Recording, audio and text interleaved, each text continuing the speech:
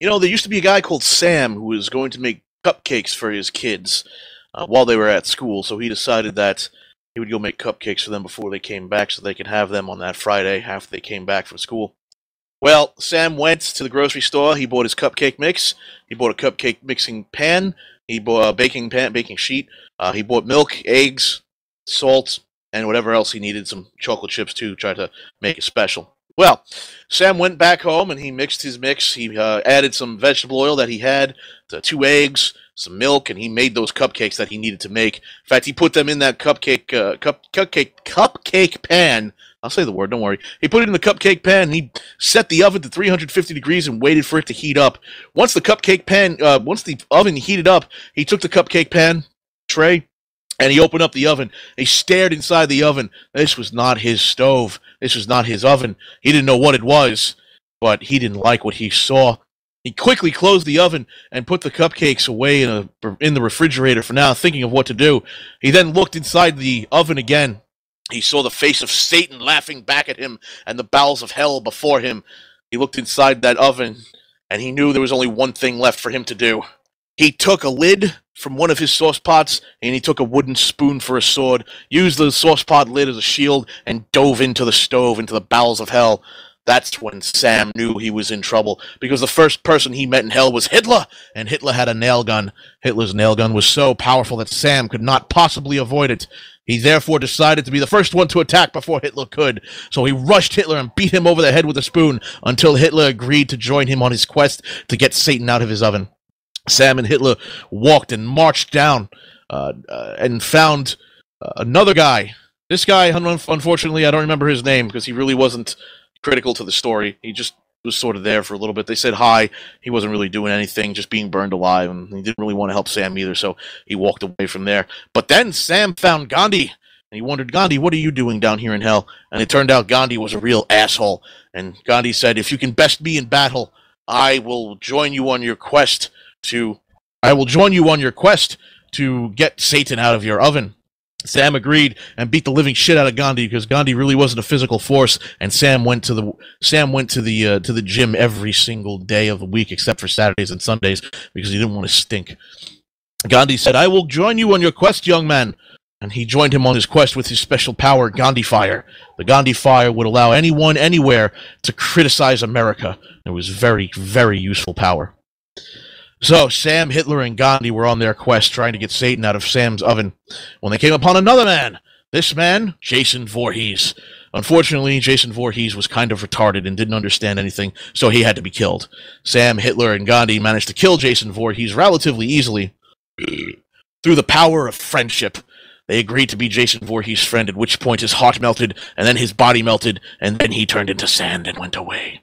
Continuing on their quest, they ran into several other people, of whom I'm not going to mention because some of them are porn stars, some of them are former porn stars, and one other was just a floating penis, and we have no idea why there was a floating penis in hell, but hey, I mean, your mother sucks cocks in hell, so maybe that was one of the cocks she sucked, who knows?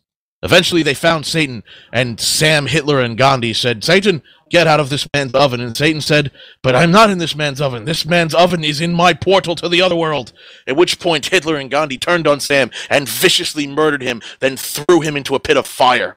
Sam died that day, and his uncooked cupcakes are sitting in that refrigerator right now. His kids are coming home to a fatherless home. But don't worry, Sam was resurrected from the dead as a half-eaten skeleton and fathers his children to this day. Unfortunately, his children were way too frightened and ran away from home and have yet to be seen since. But Sam was able to make his cupcakes. Oh yes, he made those cupcakes. Still a better love story than Twilight. Hey, Flux. Yeah? Have you ever heard the story of how Sovek managed to save the world by eating too many pumpkins? Yes, I have, so you don't need to repeat it. No. Okay. I haven't, so you can tell me. Darn it. Damn it. I don't even know the story, and apparently I was there.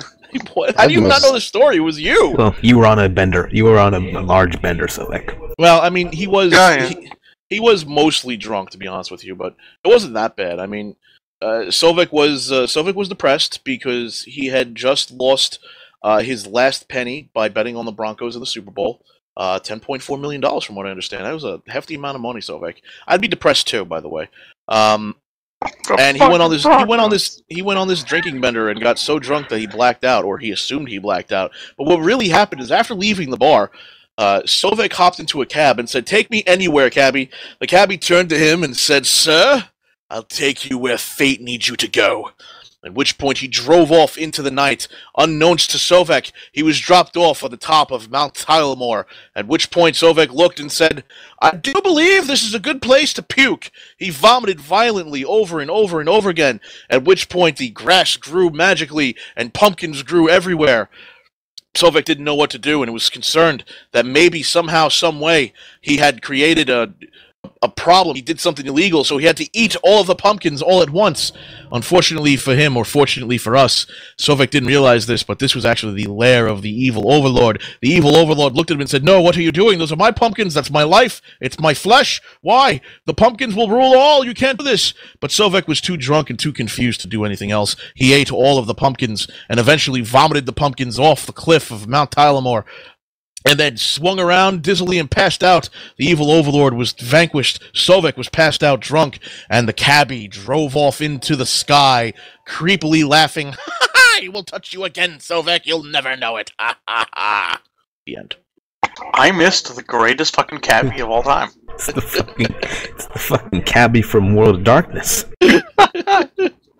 It sounds like it. I'll take you where you need to go. I'll take you where you need to go. Blood of canines always guides us. So, Flux, have you ever heard the story of how Sovek made breakfast? Sure. I mean, no, I haven't. Sure.